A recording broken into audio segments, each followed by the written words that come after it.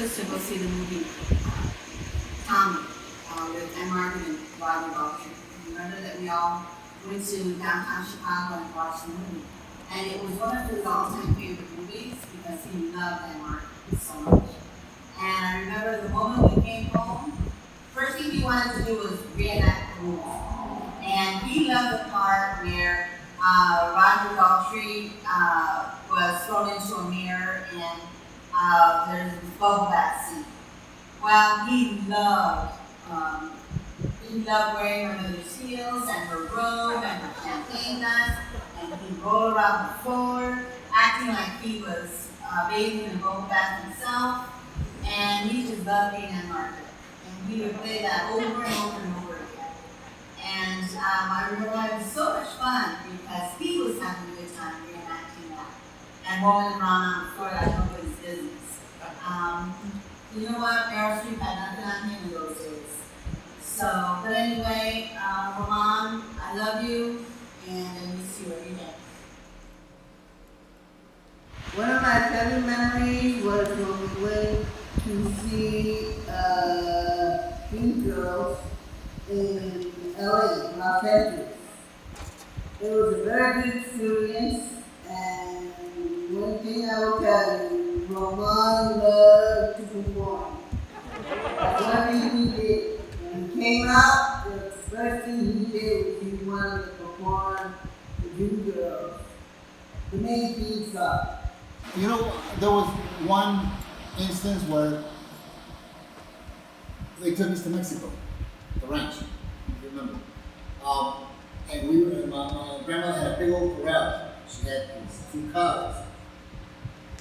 And they were eating. They were eating alfalfa with water, I think it was. And lagoon. And Tatos and I got close to the cows. And the cow, when it was eating, flipped its head this way to the left and smacked his face with the alfalfa, with the food. Man, that boy, I thought he was gonna die. He was jumping up and down and screaming, yelling. And yeah, you would have thought that he was gonna die because the cow smacked his face with food. Started doing AIDS education in the community, and Román was doing the same thing, and we were both doing it sort of like pirates, because the school system didn't really know we were there, and we were either asked by individuals in the schools or through contacts. And one of the women I ran into, I think her name was Barbara Campbell, had been working with Román, and she told me I should meet Román. And at the time, we had just written a grant, so I was looking for somebody to come work with us as a case manager. And so I met Román at the Hispanic Health Alliance, which at that time was in the Anvil building on Damon and North Avenue. And he and I and Ida Gacello and a woman whose name I don't remember, but who was sort of his colleague, sort of sat down for a session that was supposed to be just 15. Román and I started talking and didn't stop for a couple of hours. And liked each other. I told him that I'd be interested. I sort of had to wait till Ida Gacello left so that I could propose stealing him away. I remember encouraging him to go on to get a PhD, and he just wasn't interested in that. That's not what he wanted to do. I think really, as things developed, his real strength was in sort of understanding systems and how to make them work, but also primarily, I think, just in doing education and sort of community development activities. He was an incredible presenter.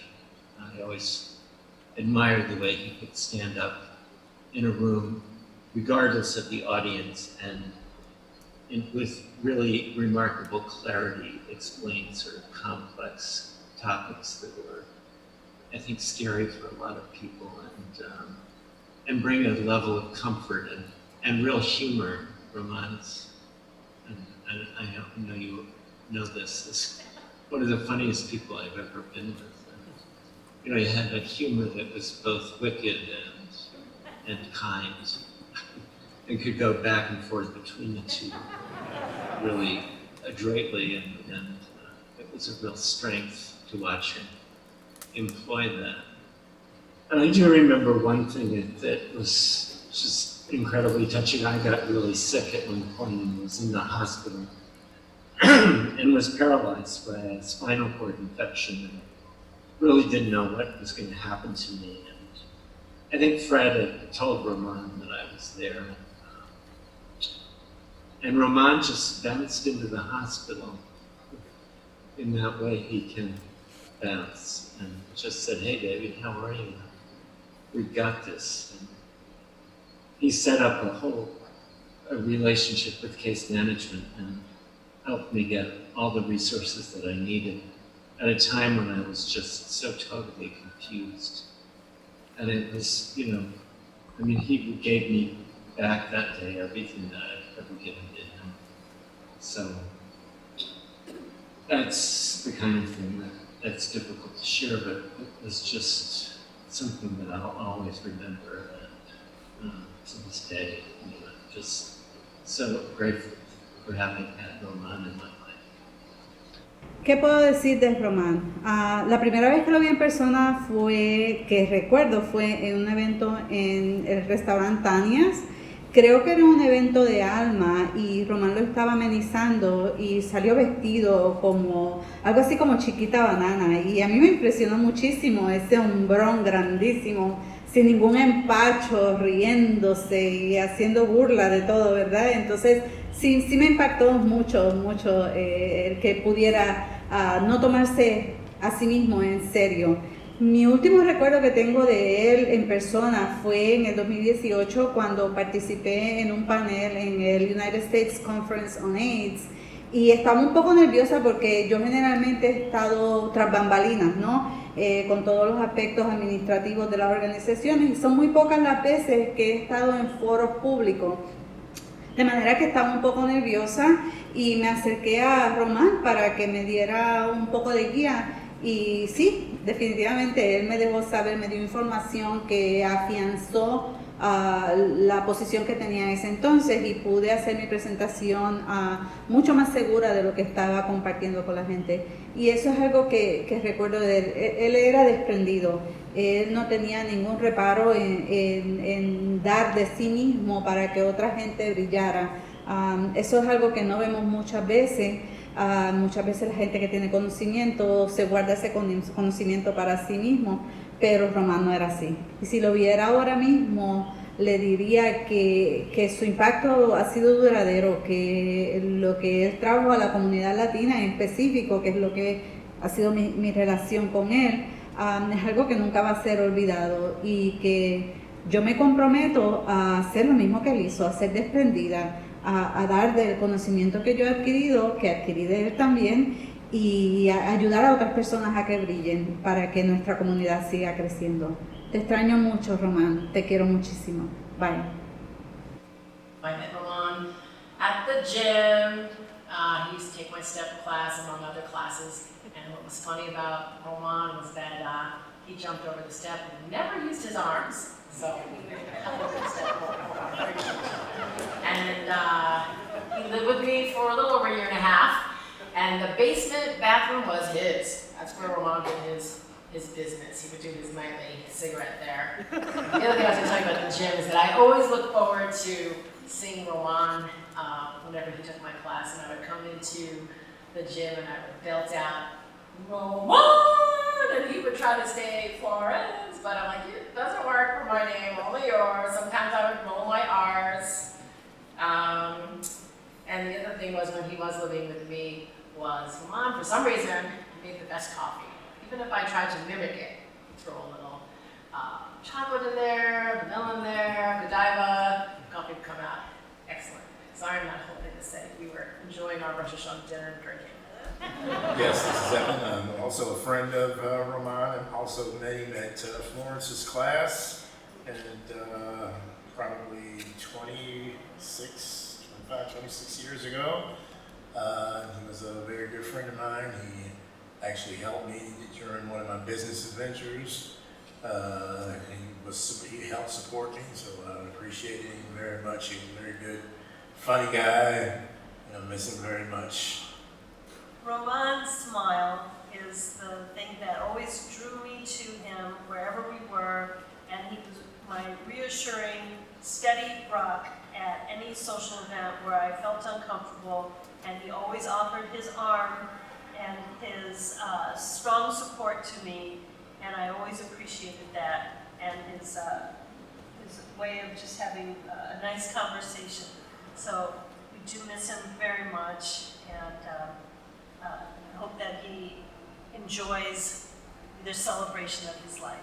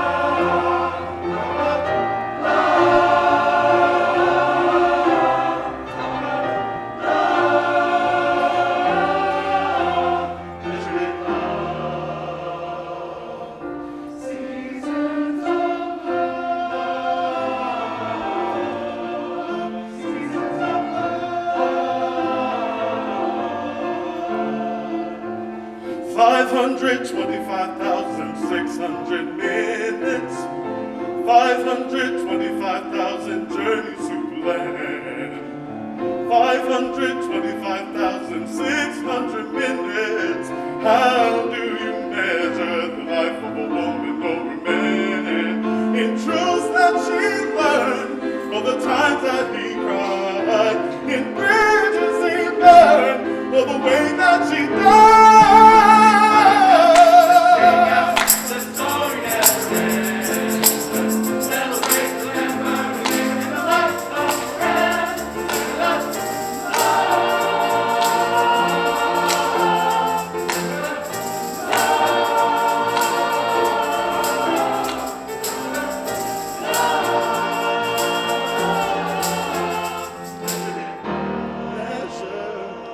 Measure your life in love.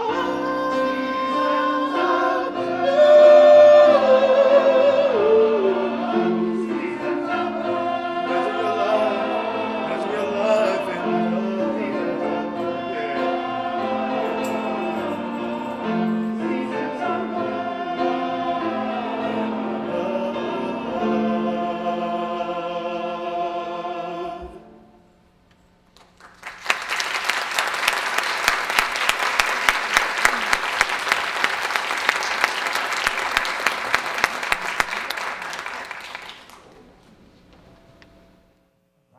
Hello, everyone. So my name is Yusef Garcia, and I will be your shepherd tonight, your MC.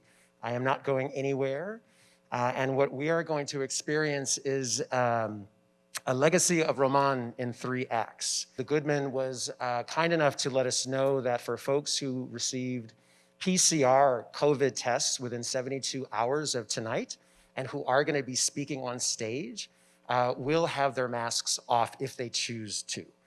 So I am choosing to take off my mask. So I wanted to share all of that before I just take it off. Before I do some thank yous, I wanted to just sort of reflect on the music that we just heard and how I've gotten to know Román over the past couple of years. I have now learned what important or how important music was to his life. And that resonates with me a lot. And just when I was waiting backstage, I just got the utter chills just having that personality where music is such a vital part of one's life. And we're going to experience a lot of music this evening or this afternoon.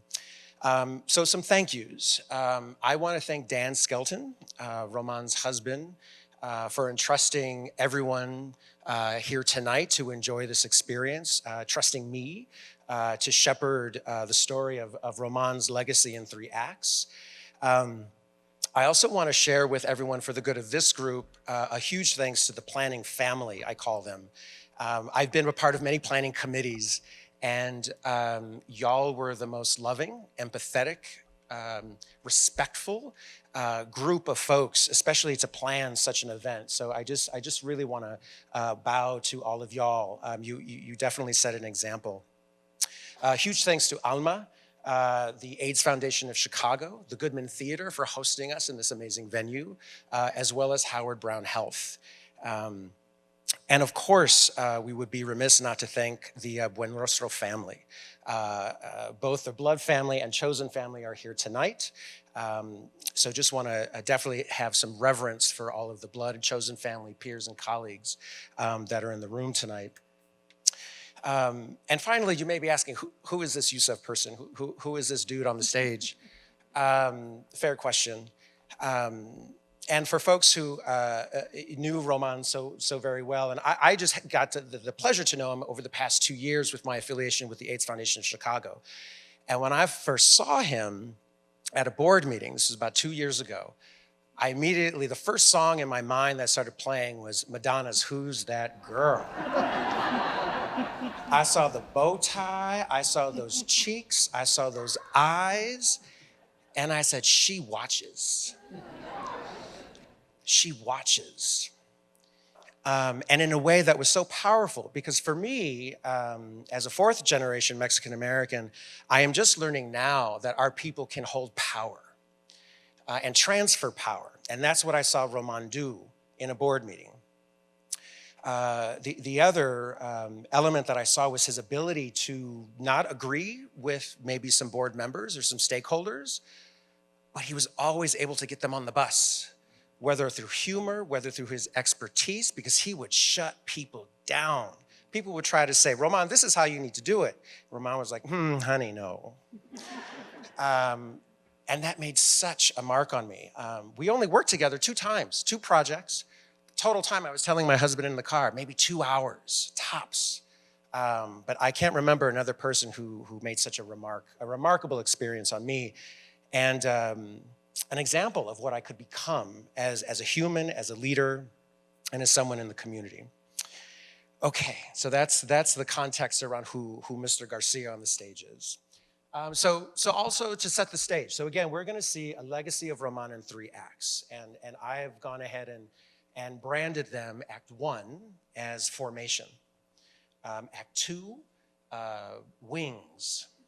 And then Act 3, Love and Legacy. Let's get it started. Thank you, everyone. Hello to all of the loved ones of Román. I know that he was beloved by all of you.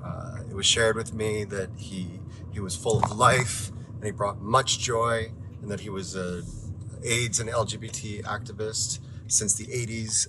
I was born in Chicago, so anybody who's a part of that community there holds a special place in my heart. So I'm sorry for your loss, and I send him the best energy possible and whatever's next. And I send you all my best energy for honoring and remembering him with your love. Take good care.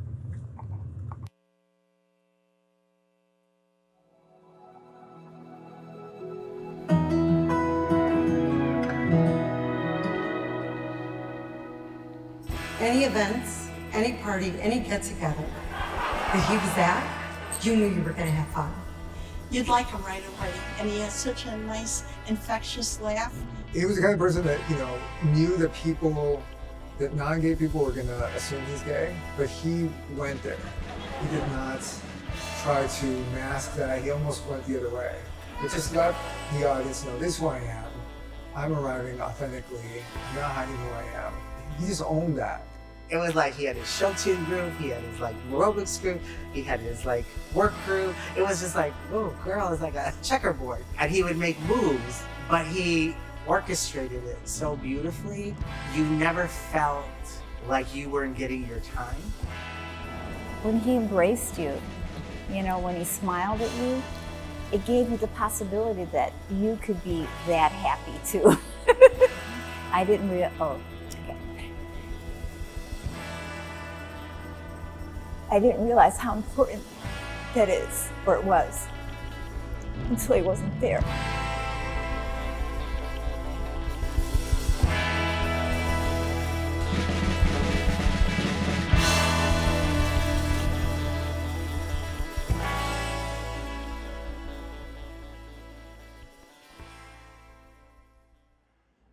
When Román was born, it was quite a few years with being so many children in the family. So when he was born, we were all excited because it was like the new baby finally again.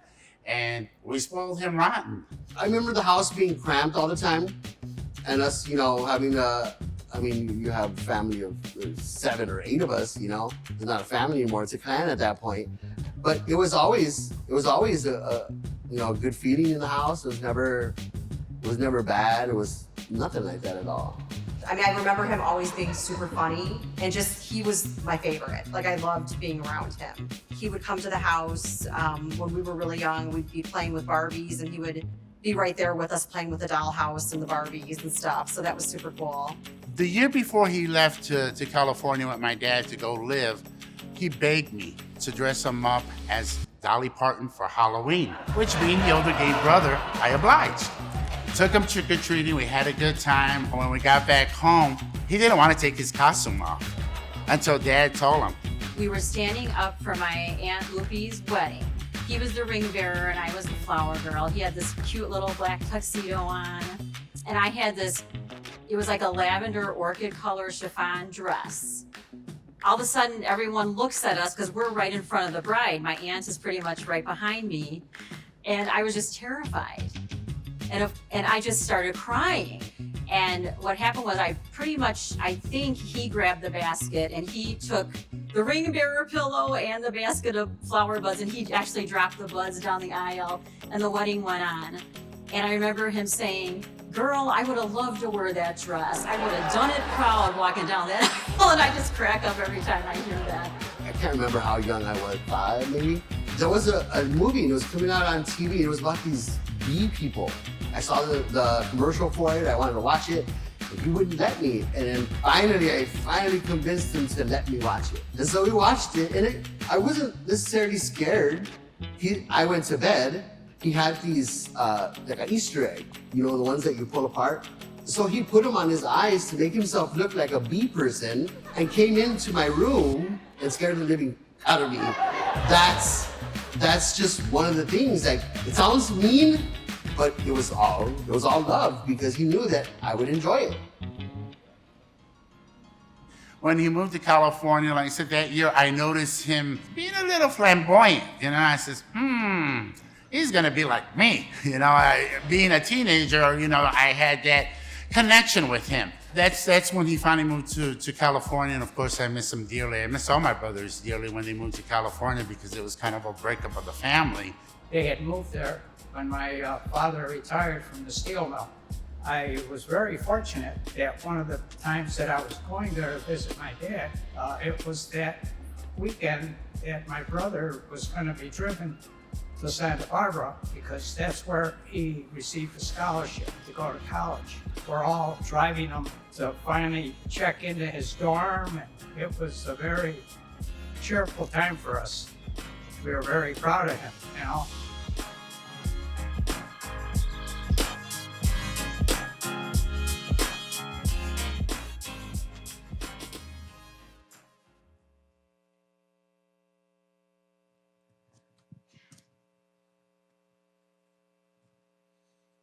right. So we have the privilege to have a special guest tonight. I would like to welcome out Román's older brother, Hector.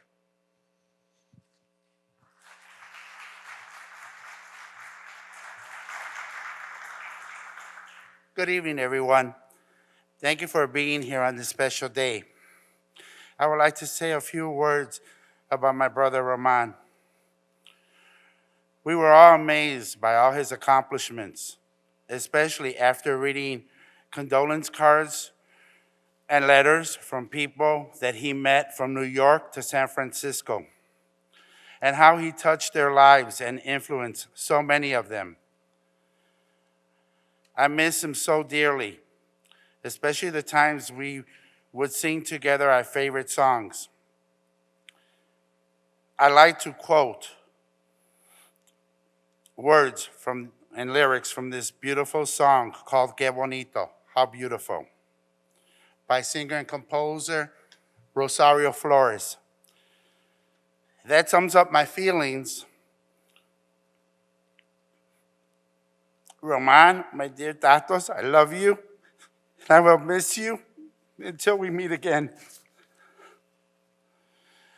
The lyrics go, how beautiful it would be able to fly and next to you start singing as always.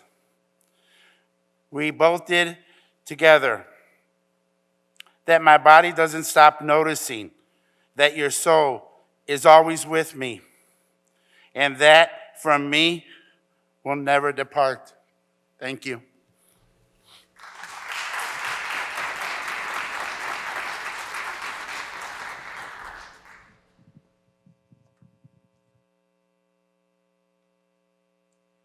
Hector, thank you very much. I want to take a second and just give Hector a little bit of silence so that we can all just sort of sit with what the family is navigating right now, and while grieving, while going through that process, gifting all of us today and these memories. So Hector, thank you very much. I've seen the acts a couple of times, and the one word that I wrote down that I clearly saw in our first act was power. This individual who was supported by blood and chosen family to start getting those seeds in the formation of the power that would be activated on behalf of countless thousands. So we are going to start Act 2.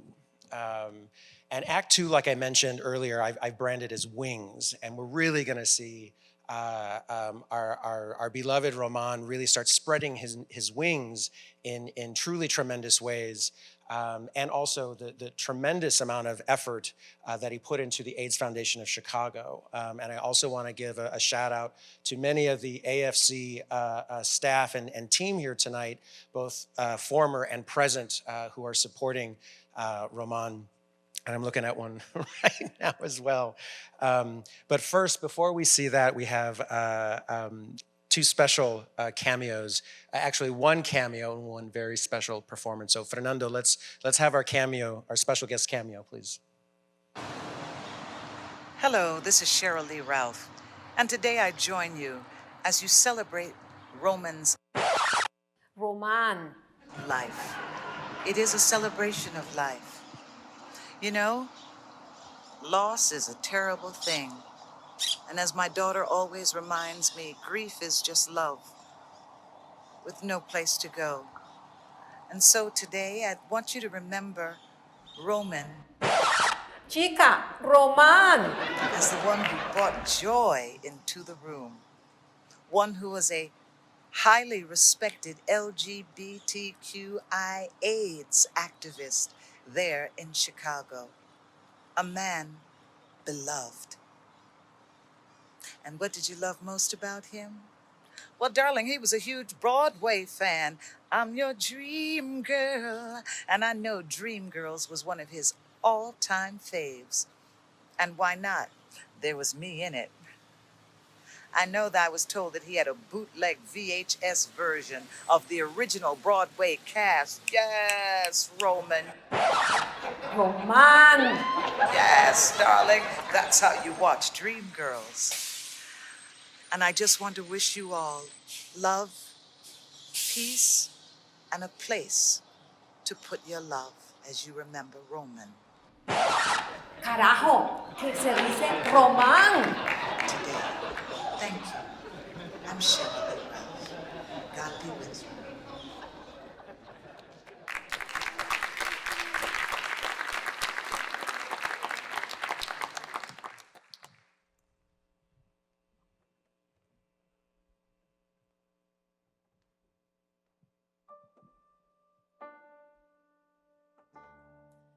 And I am telling you, I'm not going. You're the best man I've ever known. There's no way I can ever go. No, no, no, no way. No, no, no, no way. I'm living without you. I'm not living without you. I don't wanna be free. I'm staying, and you're gonna love me.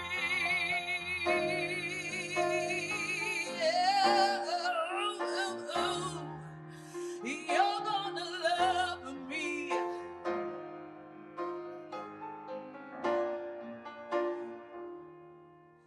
And I am telling you, I'm not going, even though the rough times are showing. There's just no way, there's no way. We're part of the same place. We're part of the same kind. We both share the same blood. We both have the same mind.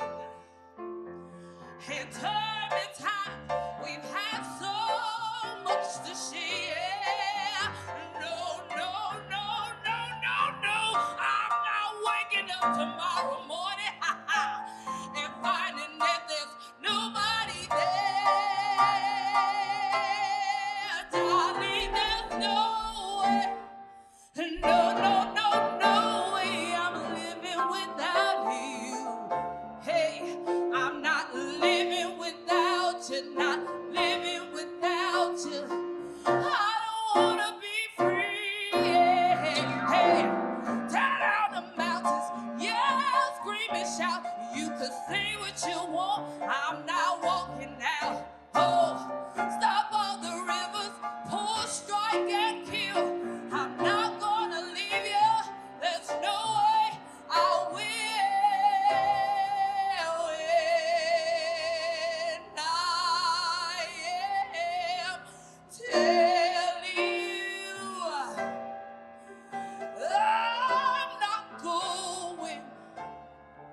You're the best man I've ever known. There's no way I can ever, ever go. No, no, no, no way. No, no, no, no way. I'm living without you. I'm not living without you, not living without you. I don't wanna be free. I'm staying, and you're gonna love me.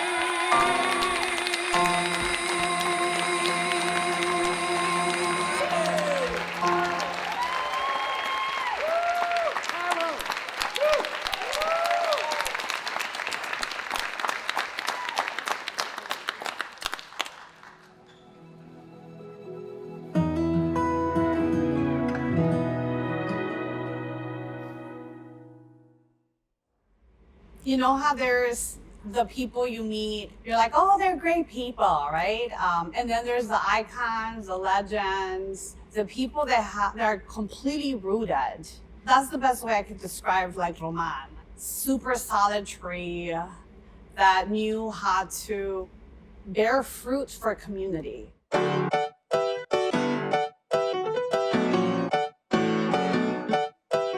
Years later, when he graduated college, he wanted to move back to Chicago. So he moved in with me and my sister Jenny. And in Chicago, he was able to be himself. I remember how, and a couple times I would tag along with him to go to the bars to educate people, take precautions, you know, for AIDS and hand out condoms. And we went to a few dives where it wasn't too safe. But you know what? He was there and he was dedicated because he had to get that message and educate a lot of the people from the neighborhood, from the barrio to be careful. You know, the gay community at that time was really dispersed, and particularly for like Latinos, there was really no place to kind of go or congregate, like places like New York and LA and San Francisco, but Chicago, for being the second largest city and with probably a very significant Latino community, we had no like designated like gay bars, gay organizations or anything like that. Román was working in the HIV/AIDS field, and I was working in the substance abuse prevention field. Him and I, and with a couple of other guys, kind of got together, and we went to brunch, and we created this organization called ALMA, which is the Association of Latino Men for Action. I met Román in 1991 when I started working at AIDS Foundation Chicago. Someone at the organization told me about a gay Latino group that had started called ALMA, and put me in touch with Román. And he introduced me to the organization, and we were immediately bonded, I think, from the very beginning. And Román was really skilled at bringing people together and facilitating kind of group decisions, getting people to place the focus. A meeting that could otherwise be really tense, he could get people to laugh and get comfortable and respect each other. You know, he was an exemplary facilitator and trainer, and could get people to work together that might not otherwise. You know, when I first came out, and I came out later in life, and so as I came out, I started organizing right away, so it was like a parallel process for me. I didn't know how to sort of do one without the other. And I remember going to the Alma dinner at Tanya's in Logan Square. And that was sort of my first time being in a room full of, you know, queer Latinos. Julio was there, and David Munar and Román, and we were trying to figure out how can we build an Alma for women, right? We always think of Alma as like our big brothers. You know, he was part of that early sort of brotherhood that just helped us say, you can do it, just do it. At his heart, Román was always an advocate. And sometimes it was, you know, little a advocacy, and sometimes it's big A advocacy, more formal. But Román had really a systems view, and he understood systems implicitly, partly because he'd worked in them for so long. Starting as a case manager at the beginning of the HIV epidemic, Román brought that experience with him every day and used that experience to change the systems that he worked in and that he led. And that experience, that firsthand, you know, he lived it, is what's so remarkable about Román, and is really at the center of how he changed people's lives in Chicago in particular. I met Román almost 25 years ago when I started at the AIDS Foundation of Chicago. We started within a year of each other at the organization, and at that point it was a very small staff. And Román was really focused on making sure that the case management system was not only supporting the clients in the community, but the case managers themselves were supported as well. We were there to support, basically to support the families, and we had to travel to many hospitals and do home visits. And that's actually one of the things that I remember the most about Román. We travel a lot, and our way to sort of like relieve the stress after visiting the patient or the family member in his car with the volume all the way up, singing out of our lungs from one place to another. And it was a wonderful experience just to be able to sort of like process our emotions through singing and through telling us stories and laughing. And I think that's one of the most beautiful memories I have about working with Román.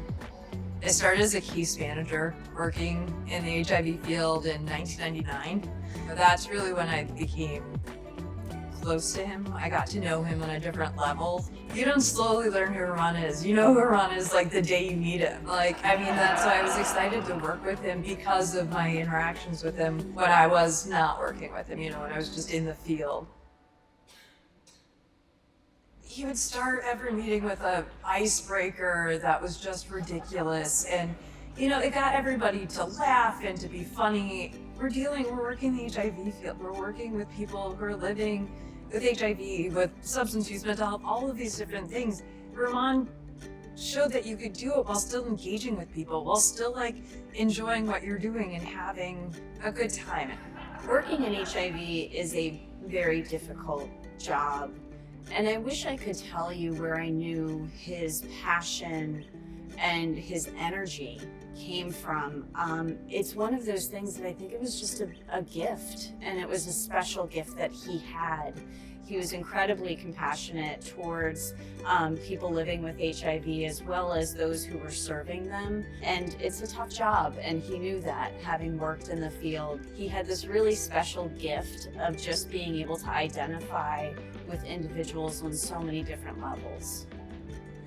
When I first met Román, I knew right away that he worked for the AIDS Foundation, so I knew he was doing God's work. Everywhere we'd go, people wanted to talk to him. People wanted to have FaceTime with him.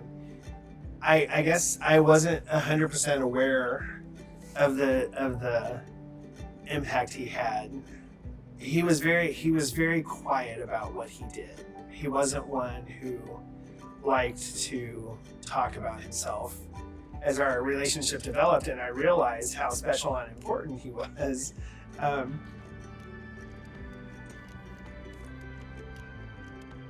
understood why.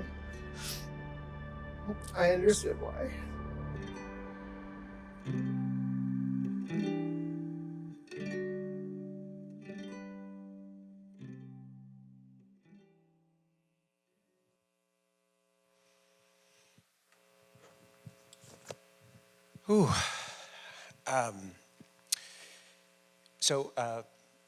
One of my mentors, Julio, mentioned that we have some extra time. So I'm going to just share a little connective anecdote. When I first met Román, I had no idea who he was. The weight on his shoulders, the responsibility, and I've only gotten to see that quite intimately in the past few months working with the team to share this event tonight. So Dan,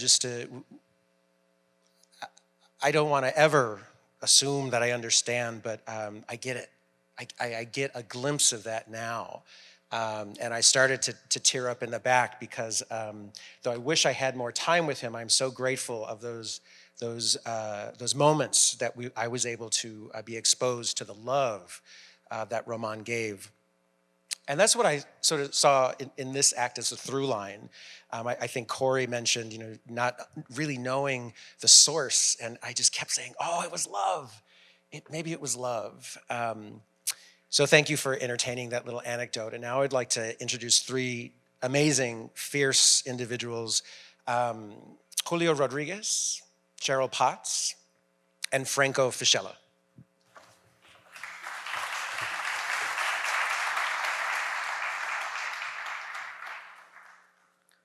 Good afternoon, everybody. So, my friend Román. So first of all, if you think his spirit isn't here, think about it. We're in the Goodman Theatre, and they have the set of American Mariachi. That girl knew how to throw a show. In my culture, we would call it brujeria, because, there's some magic going on here. which really was his greatest gift, his ability to bring magic into a room. You know, when I think about Román, the things I think the most about are the moments that he gave me. And he gave me so many, many moments. Whether it was sitting in the back of sidetracks, well, actually standing, singing show tunes and drinking sissy fruity drinks, as he liked to call them, or watching the Christmas version of Dreamgirls that was bootlegged because there was so much snow that I don't even know how you could see Effie, let alone hear her. Or on the beach volleyball court, which, by the way, he was on the team where we came in 3rd place. So the girl said to me, balls and queens, vicious. And then, you know, when I think about some of the moments where he really showed me the connection between being gay and being Latino. And one of those moments was actually when we marched in the Mexican Independence Day parade. We were the first gay LGBT group to march in that parade in downtown Chicago. We had only done one other parade. We had done the gay parade, but this was the first time we were going to get in front of our community. First time we were going to step in front and say, this is all of who we are, and we're not turning back.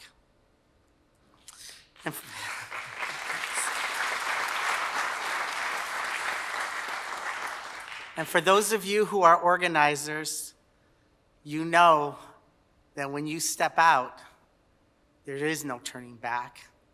And I remember looking at Román, and I actually do think this was a Mexican rug, but he assured me it was a poncho.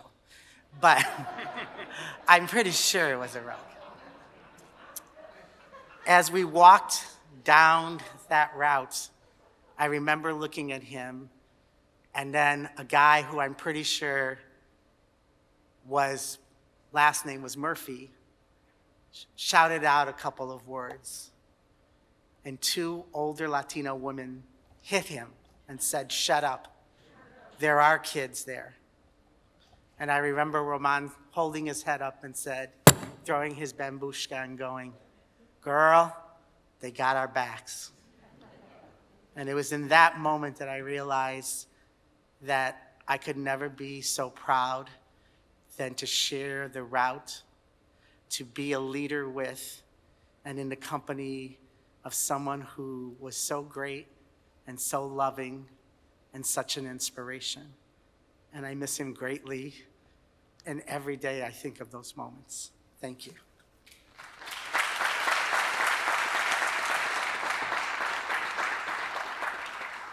I have props. I'm proud to call Román friend and family, but he was so much more.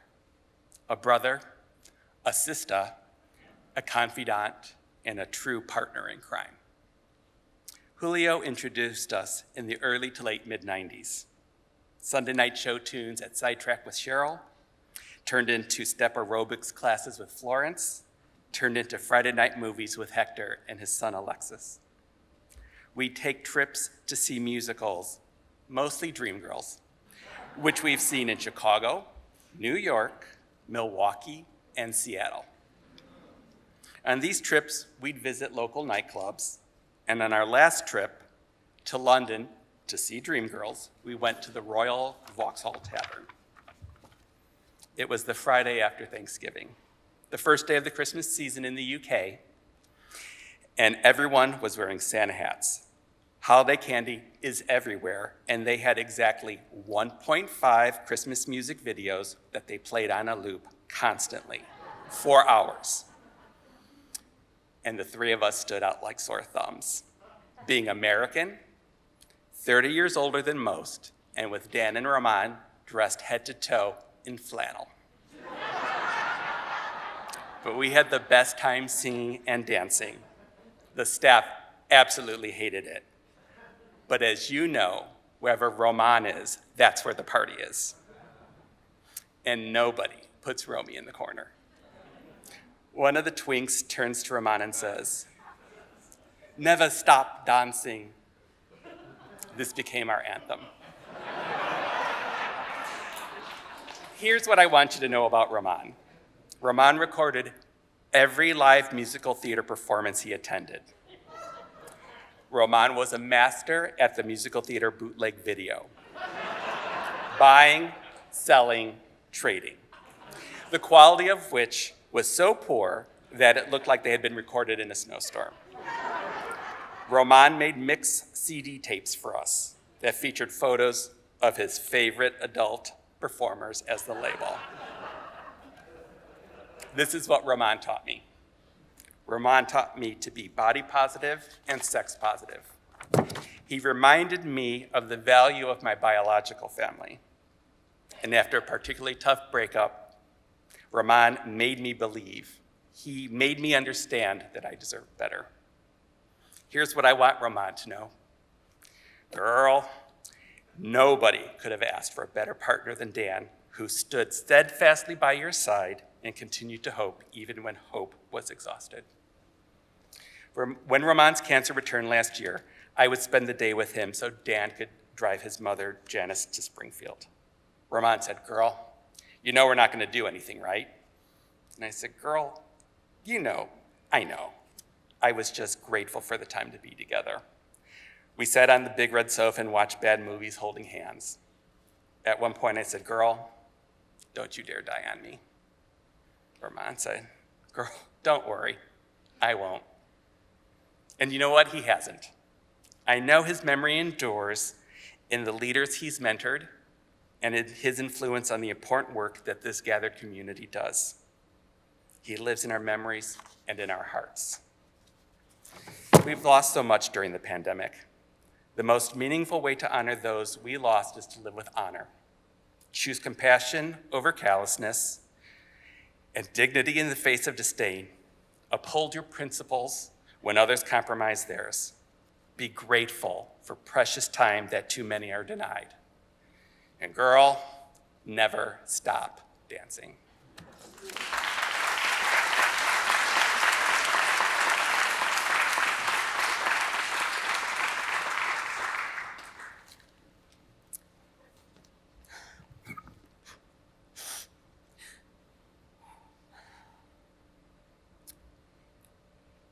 My time didn't start yet, right? It doesn't start until I start. Okay, good. Okay, good. I decided to tell the story of Román through numbers. So I'll start with 1998, the year I started at the AIDS Foundation of Chicago, and I was in an office right across the hall from Román. And we had known each other, seen each other, chatted, everything was good, except one day I was playing a CD on my computer, because it was 1998. I was playing the original Broadway cast recording of Victor Victoria with Julie Andrews. And Román goes walking by, and he comes back, and he does that, "Girl, what's this, what's happening, what's going on here?" And we became greatest friends from that moment on. He enjoyed my collection of CDs, and I enjoyed his collection of bootlegs. So it was a great, great balance. 1999, I lost my brother to suicide.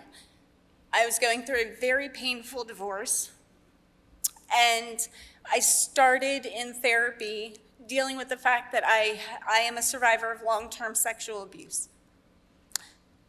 And nobody knew that last part except for Román. And I shared it with him. He was the consummate, compassionate friend, and he was family to me. He was my rock on days that I didn't think I'd be able to get through. And I think I'm standing here today because of him. 74. That is the number of Broadway musicals that Román and I saw. In New York, that's not counting the Broadway and Chicago shows. If anyone who's traveled with Román to Broadway knows that you don't go to see a show, you go to see 5 in 4 days, and you eat, and you might be able to breathe, but you're not sleeping.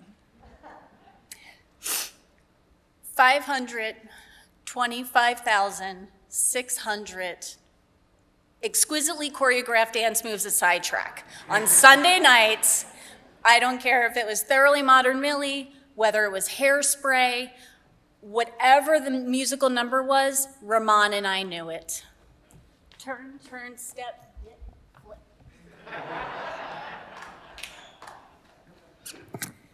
2006, a dear friend of ours had lost his mother, and we were going to the funeral. And he wanted so desperately for me to wear a fascinator. You didn't think I'd get on stage with a stupid fascinator just by myself, did you? Baby, here's your fascinator. I did not wear it to that funeral, but we all know that Román loved to dress up. And Román also loved to dress me up, especially at Halloween. And it was part of his joy. It is part of what he shared of himself. And people use the trope of Will and Grace to describe us. And that always hurt me a little bit because it was so much deeper than that. He was not a trope. He was an amazing person who touched the soul of every single person he met. One night only from his favorite musical. I bet you don't know what it is by now, Dreamgirls. One night only. One singular sensation. One more time.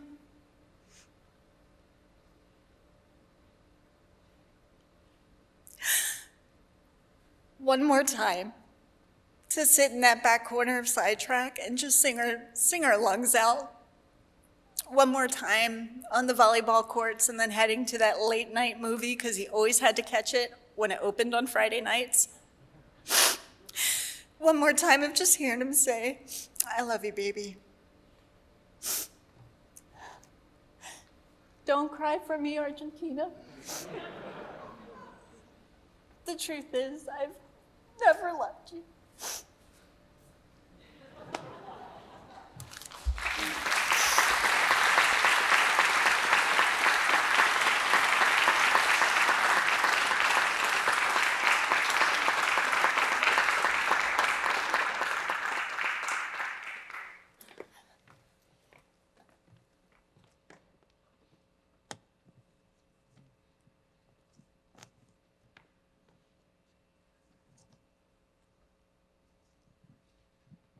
Again, wow. The one thing that I'm learning as I'm getting older is the joy of platonic love. Hearing these anecdotes, I really feel that love through and through. So thank you for sharing, and sharing such intimate moments.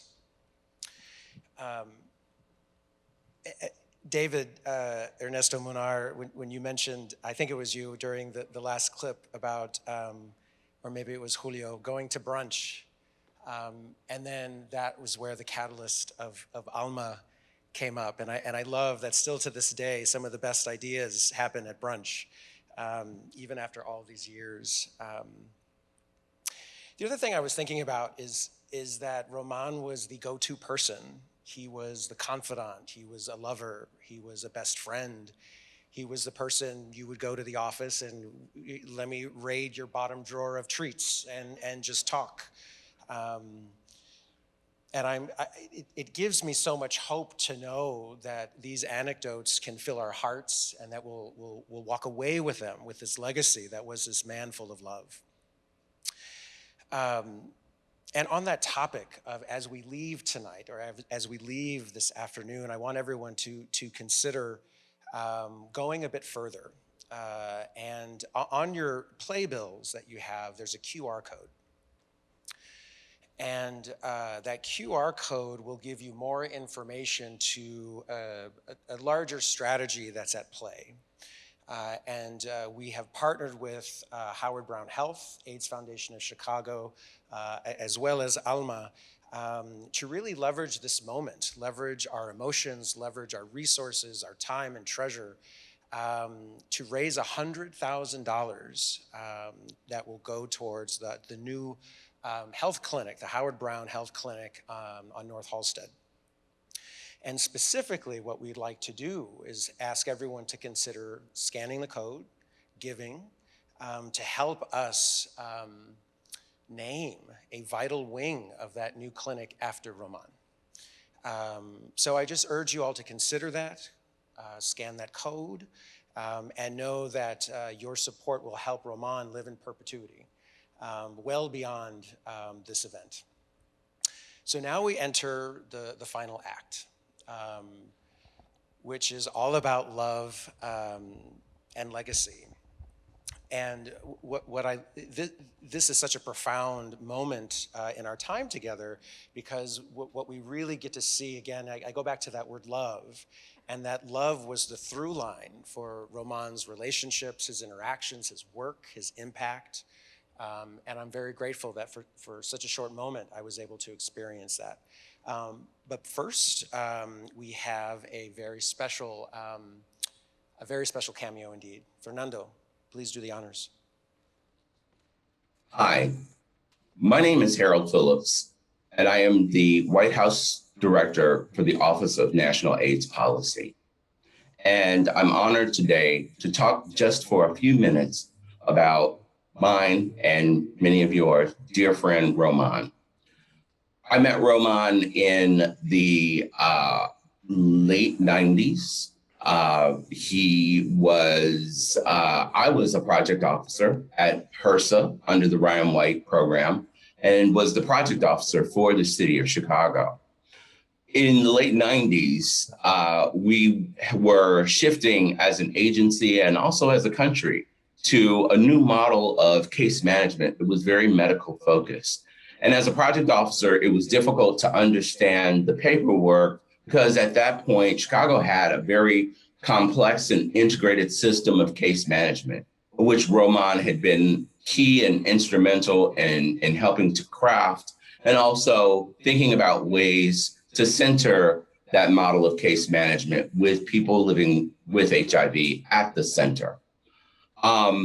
So flew to Chicago, did a site visit. Román, the Ryan White Planning Council, AIDS Foundation Chicago were all really instrumental in helping me understand not only how case management worked in Chicago, but also how they would shift this new model, which was more medical based, and given where we were in treating HIV and Ryan White. Román, as many of you all know, he was one of those people that you were only a stranger the first time you met him. After that, he was warm and full of hugs and kisses, and you were baby, even as his federal project officer. I was still, hey baby, how are you? Throughout the years, seeing Román at conferences and meetings and seeing him hold court in sort of the lobby areas, he was always one of those people that you wanted to stop and catch up with and talk with and find out what was happening. During that site visit to Chicago, we finished the work, and this was also in the days when the federal government would allow you to tack on personal travel to the end of official travel. They don't do that anymore. And my family and I grew up in Chicago. So it was also part of a homecoming for me that Román was also part of, because when I talked with him about the fact that I grew up in Chicago and then later came out in college, and so never really sort of experienced Chicago gay life. And any of you who've been out with Román know that going out in Boys Town with Román is like being with the mayor, him or herself. Everyone knew him. He knew everyone. He knew the best things to order. There were drinks that just flowed.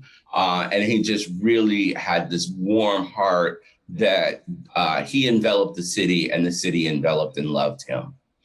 Román later received an award from HRSA for his work, not only his work in case management and AIDS Foundation of Chicago, but also his advocacy work. He was a great advocate for the gay community and also for the Latin community and the transgender community as well. Román really was a teacher, an inspirer, and someone who was just warm and open to everyone. And he embodied that, I think, as a great ambassador for the city of Chicago. And as someone who grew up there, it always warmed my heart to see what he was doing next, to hear what he was doing next, and to hear how he was continuing to push for change. So Román, buddy, baby, please rest in peace and power. You've left us with a huge legacy, huge shoes to follow. And we've still got work to do to make Chicago and the rest of the country the AIDS-free, accepting community that you envisioned it to be. So thank you for this opportunity to share with you some reflections about Román. And I hope that we all continue to live up to his legacy. Thanks.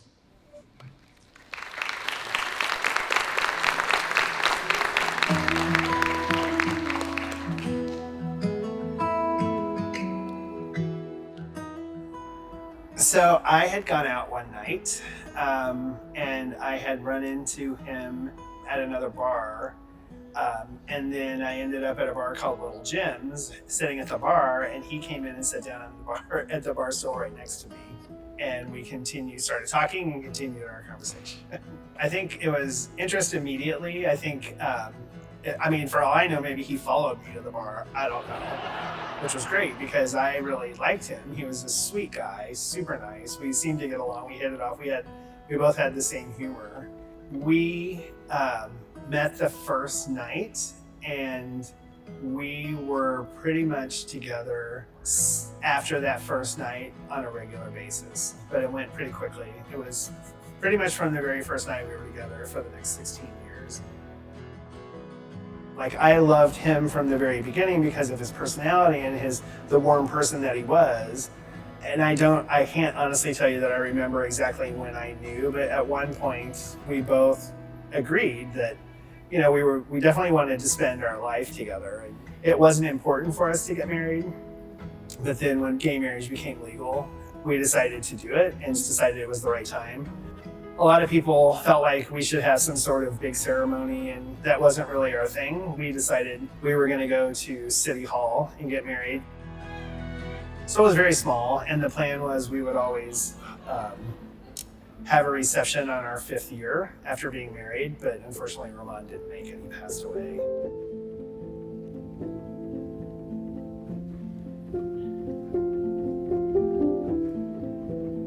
He was so sick for such a long time and in the hospital for such a long time. One day they were trying to wean him off the ventilator. They called me kind of early in the evening and told me that he started having complications. They had to put him back on the ventilator. So I didn't get to talk to him the way I would have if I had known that he was going to go back on the ventilator. He never came off. I ended up having to remove the ventilator because there was no way he was going to, there was no hope.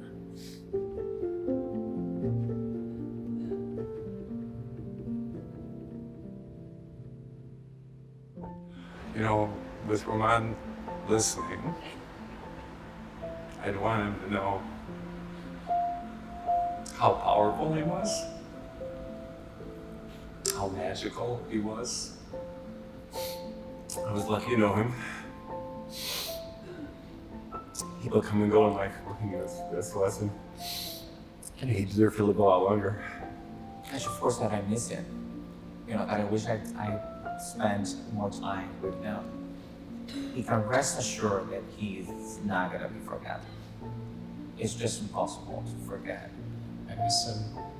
I love him for the work that he did. I love him for the way he touched my life, and I'm sure others, through his advocacy work at the AIDS Foundation. So thank you, Román. I don't think I can say a last thing to him because I think about him every week. Like just this past week, I read something and I just thought, my immediate thought was like Román. I don't think that there's gonna be a time where I'm gonna say like a last thing to him because I think I'm gonna still be saying things to him. Like even in the present and in the future, I'm still going to be talking to him. I would tell him I wish that our journey hadn't had to end so early. I just wish we could have had more memories together. I have a lot to be grateful for because he was in my life. He will continue in my life. He was a role model and a true family member, true brother, such a gentle, warm, incredible soul. So he's not going away from me. We love him, and I'm glad he was my brother-in-law, and he is such a good human being. Just a good heart, good soul, and we love him. We were all super proud of everything he's done. Everything he's done. He's one of the first, California Buenrostros to actually, go out there and do something, make a change, How could you not be proud of that? If he was here right now, I would give him a big Román hug and just let him know that he's missed. I miss him so much. I keep a picture up at my desk. So I look at him every day and talk to him. I think I would want him to know how grateful I am for all the things that I learned from him and just for ever being a part of my life. We often don't remember or appreciate that. I think I would want him to know the immense gratitude that I have for all that he has shared and that I've learned from him. Even though I had only known him for 2 years, I'm so lucky and honored that I got to be a part of his life, no matter how short my part was in his life. Knowing him and the impact he has had on me, that has affected my whole life. I just wish he knew that that's how I felt. He was passionate, he was funny, and just a wonderful human being all the way around. He just was so wonderful to everybody. And it didn't matter your background, how rich you were, how poor you were, where you came from. He embraced you no matter what. Thank you. Thank you for being you. Thank you for showing me that it's okay to be you. He did it better than anyone I know. I know how much he loved my son, and I know how much my son loved him, and I think that's all that matters. I don't think I could say any more in words other than to rest easy, my son, and that I loved you. The message I would give my brother Román, even though he's gone, his family, his dear friends, we're gonna try to keep his legacy alive. Because I knew you, I have been changed for good. And to me, that summarizes my relationship with him. But I know he knows I love him, but I wouldn't. I just would tell him, but I know that I'll always be there for him. I surrounded myself with a lot of caring people who loved me for who I was, and I created a family. Just know that you are worth it, and you're not alone. And it does get better.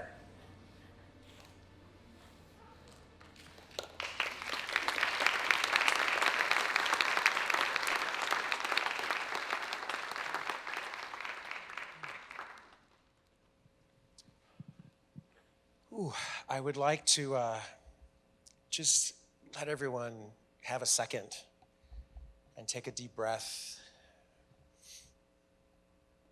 And we can just be silent and share space together for a few seconds and take some deep breaths.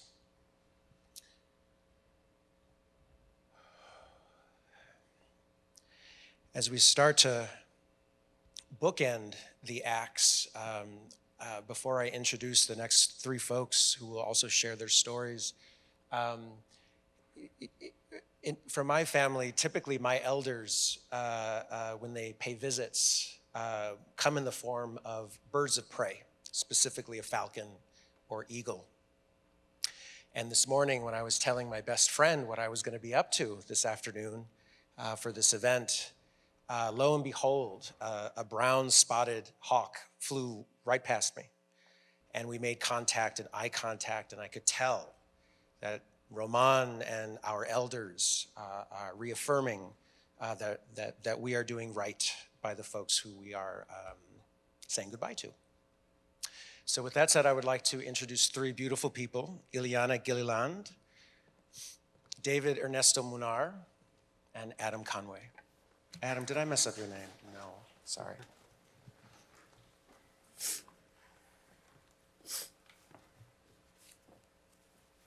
Good afternoon, and thank you all for being here today. Román knew better than anybody else my most personal fears and concerns. And I'm saying that because, Román, I know you're watching me from the distance, and I also know that you are smiling at this moment, seeing me here facing one of my deepest fears, speaking in English in public, and what is even worse, with a big knot in my throat and in my heart.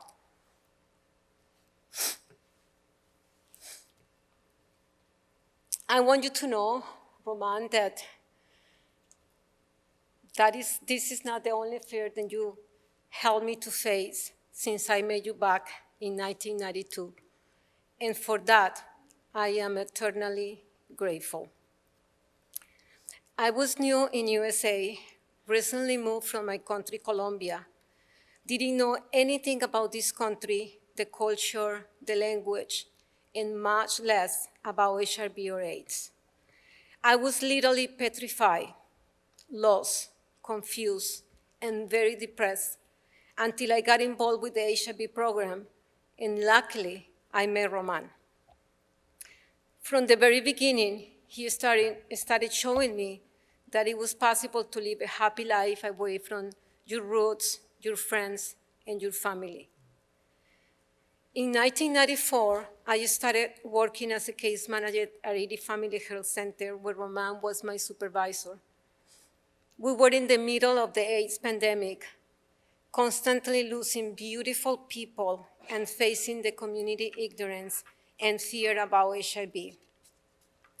I remember at the end of almost every day feeling emotionally exhausted and anxious about the future of my clients, their kids, their families, their recovery programs, their medicines, their housing, their food, their transportation, and et cetera, et cetera, et cetera. The case managers here in the room will understand exactly what I'm talking about. But Román was always by my side, mentoring me, teaching me the importance of creating boundaries, the importance of self-care, the importance of disconnecting from work, the importance of going that extra mile many, many times needed. From the very beginning, he was not only my mentor and supervisor, but also my best friend. Music was our way to relieve the stress that working in the HIV field may provoke. I never been a fan of musicals like Román was, but we like the same Latin American music, baladas and rancheras, and we love singing together. 2 weeks before he passed, he called me from the hospital, and he told me, today I'm feeling a little better, and I was thinking, what can I do to feel even better? And I thought about singing with you, and we did it. Even though his voice was very weak and he was extremely, extremely tired, we did it. For almost 30 beautiful and unforgettable minutes, we sang and we cried together.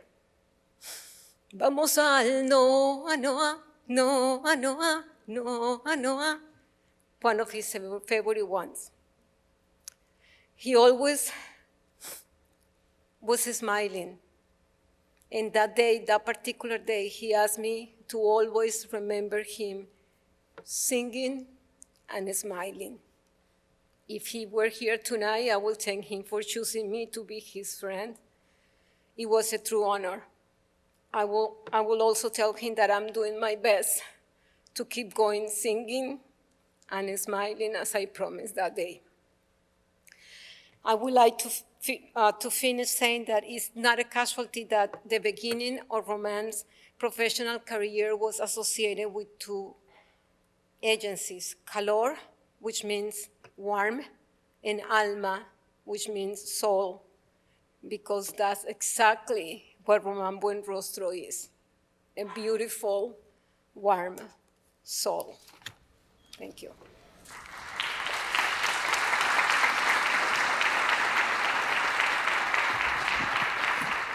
Gracias, Ili. Buenas noches. For me, there's one story that really sums it up. It's the night I went to see the movies with Román, and we saw Brokeback Mountain. I cried at the tragedy of the unrequited love. And walking out of the theater, I was so moved, but I could tell he was not. I tried to appeal to his sensibilities. Weren't the scenes of the rolling mountains so lovely, so lush, just like Jurassic Park? See, I knew he loves that franchise. Román, didn't you love it? The tragic love, the romance. Román shut me down immediately. Well, it could have had more dinosaurs and dick.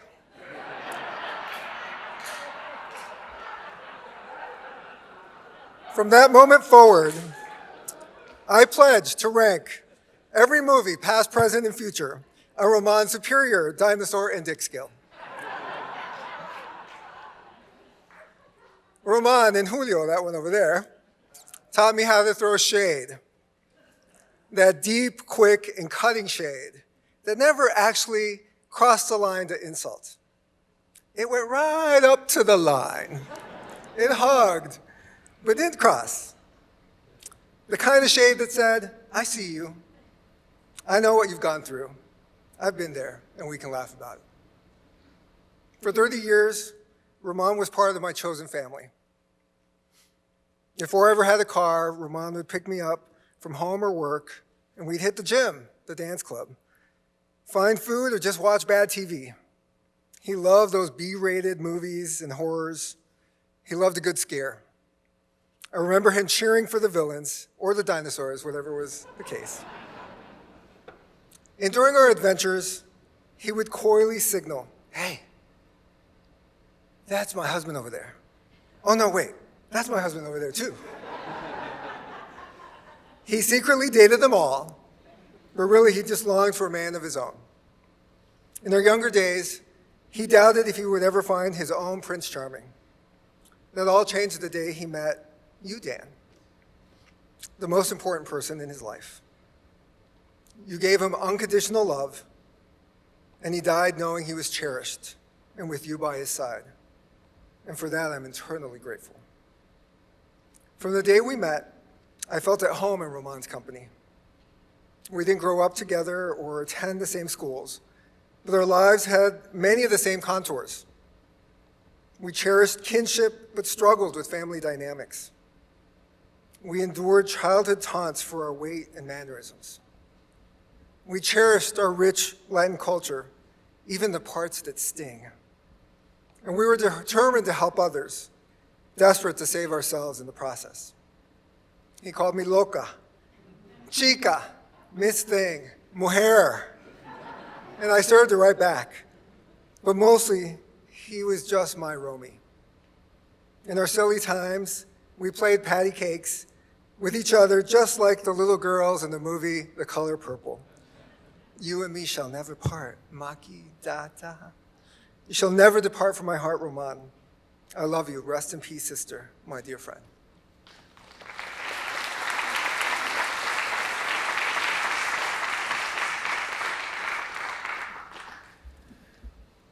I met Román almost 10 years ago, shortly after he'd just been voluntold that he'd be taking on the role of supervising our AmeriCorps team of young people who were doing HIV service work. I think he and I were both pretty nervous about getting started on that journey and about meeting each other and working together. But when we realized on our first day that we were both super fans of Carrie, the musical, we were bonded together for life. I've never had, and I will never have, a supervisor or coworker or friend like Román.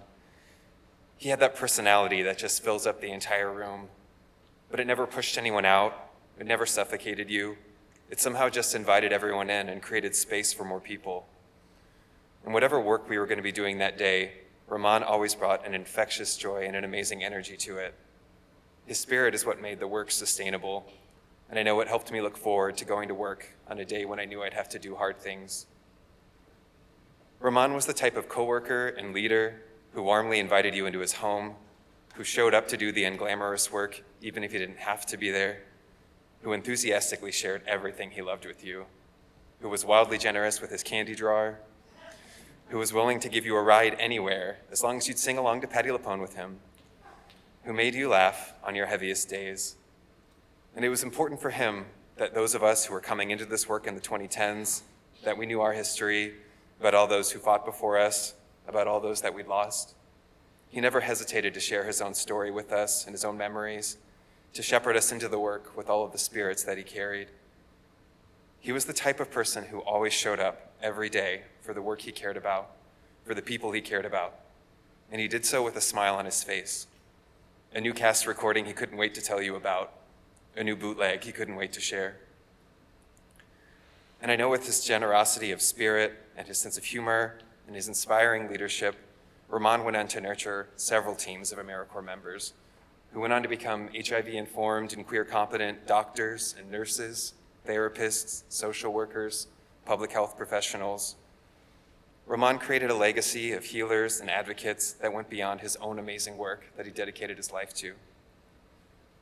My wish for him is that we can all carry on his legacy, that we can go out and do the work and do it with a song in our hearts and on our lips, and do it with his joy and generosity and his spirit that just celebrated being alive.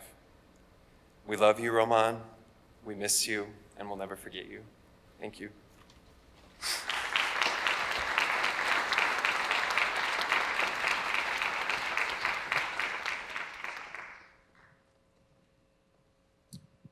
Thank you.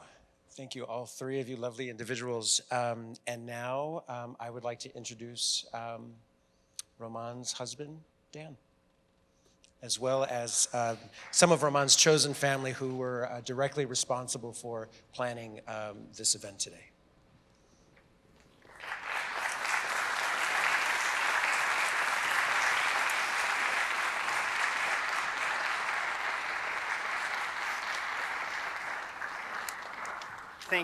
Thank you, everybody. This is incredibly overwhelming and beautiful, and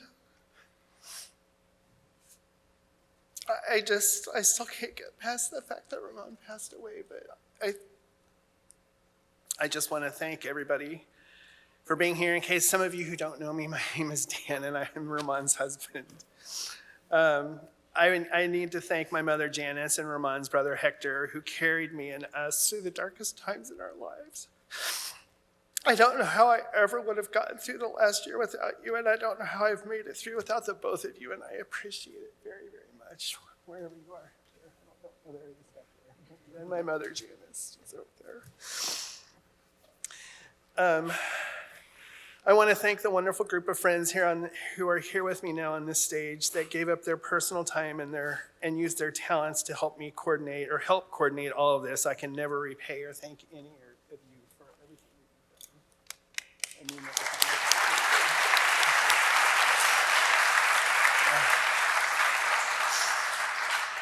I want to thank my neighbors. During the height of COVID, we would have our secret dance parties on our backyard bonfires, and your support through Román's illness made us realize we weren't alone. We could call on you at any time, and any one of you would have helped us in any way, and you always did. You were always there for us. Thank you. I want to thank the company that I work for, Morningstar, and all my colleagues. You allowed me to be where I needed to be, and unconditionally and filled in for me, and I can never repay that. I'll never be able to repay that. I want to thank all of the organizations that made this possible. The Goodman Theatre, thank you for donating this venue, and luckily having the most fitting backdrop of all. It's just unbelievably lucky. I want to thank the AIDS Foundation, the Alma Foundation, the Howard Brown Organization for all of your contributions to make this memorial happen, and the Secret Garden Flower Shop for your beautiful arrangement, which is absolutely lovely. Thank you. I lastly want to thank all of the wonderful performers, Kenyatta Black, the Chicago Gay Men's Chorus, James Moorhead, Alex Newkirk, and our host, Yusef Garcia. Thank you. You're doing a wonderful job. I appreciate it. Thank you very much.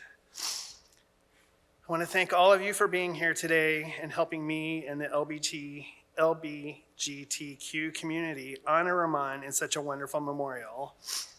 For those who couldn't attend today, I thank you as well. Román was ever looking for accolades in his career and would be overwhelmed by the outpouring in love and respect from everybody. Thank you very much.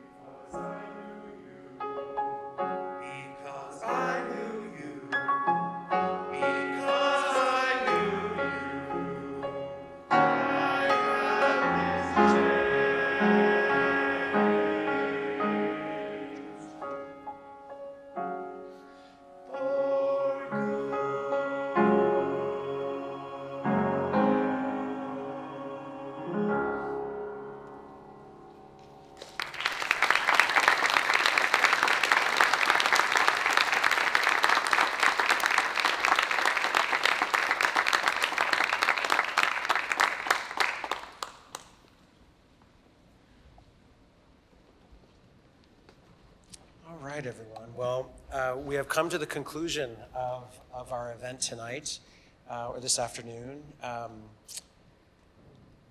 I hope and intend that everyone is kind to each other, kind to themselves, and